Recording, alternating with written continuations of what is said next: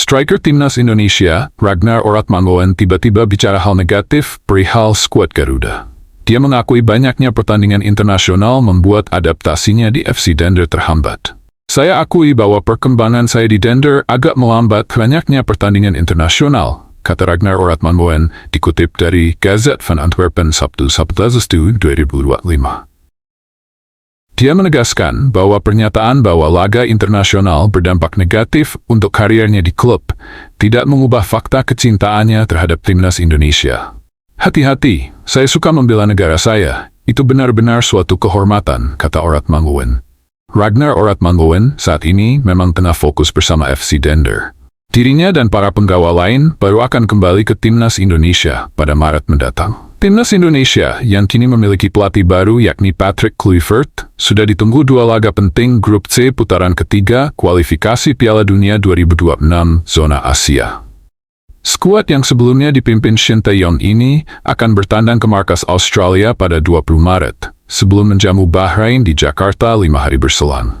Menyita Transfermarkt, Ragnar Oratmangoen telah tampil 9 kali untuk timnas Indonesia.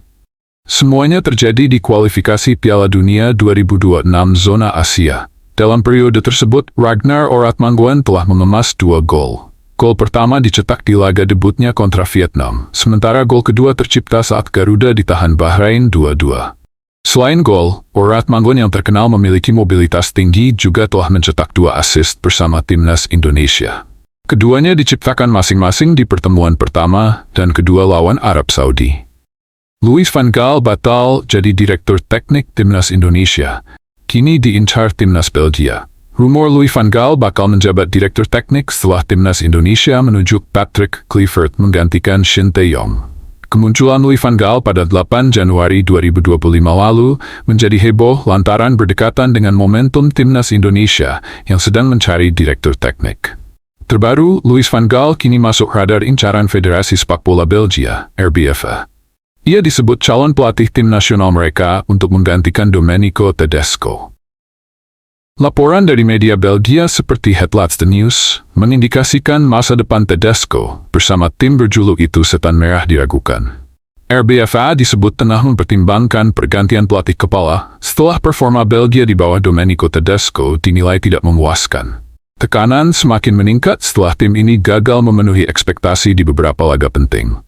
Media Belgia menyebut bahwa Vincent Manaert, direktur teknik RBFA, sedang mencari sosok pelatih asing dengan pengalaman besar, karakter kuat, dan kemampuan mengelola pemain bintang.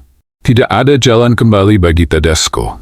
Belgia membutuhkan pelatih dengan kepribadian besar yang mampu mengendalikan para pemain bertabur bintang di skuad, tulis laporan tersebut.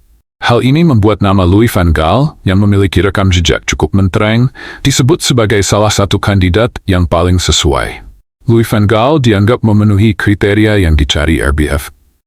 Sebelumnya, Van Gaal berhasil membawa Belanda finish ketiga di Piala Dunia 2016 dan mencapai perempat final Piala Dunia 2022.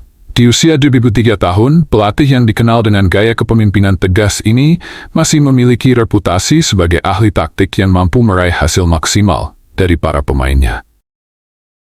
Van Dijk beri kabar baik untuk timnas Indonesia usai dilatih Kluivert.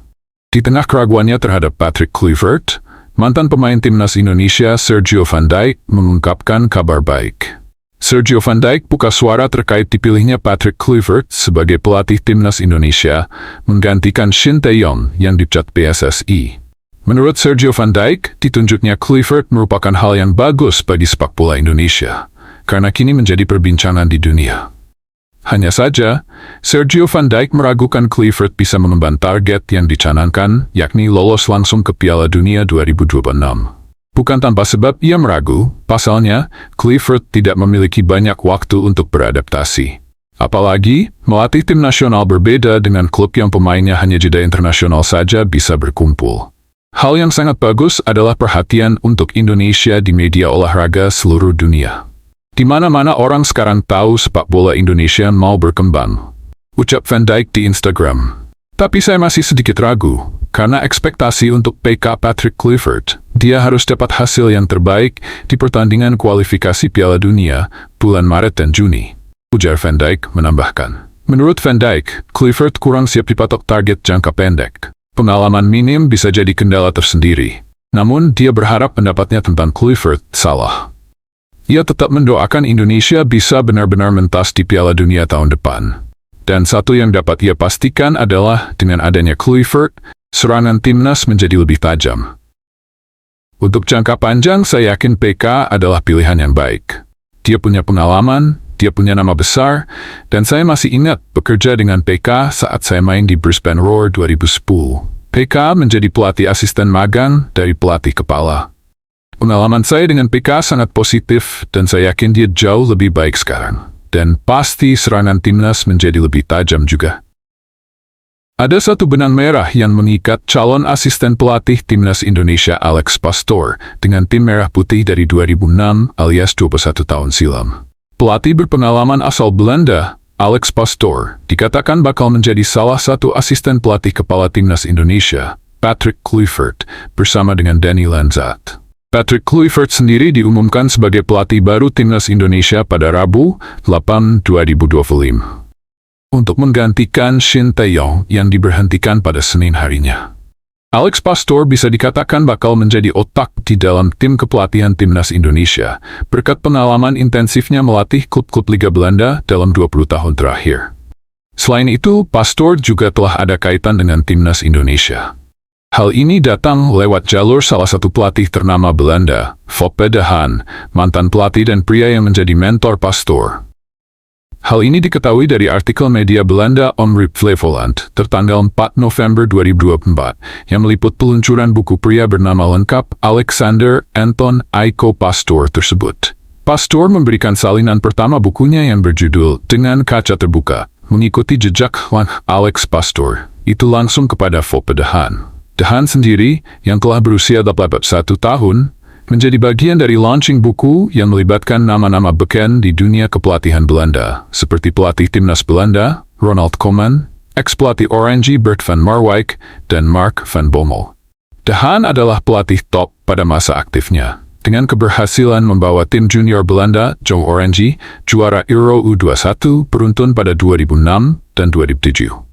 Padahal, Belanda tak pernah mencapai posisi juara level kelompok usia umur 10 tahun ditunjuk oleh Max de Perstad.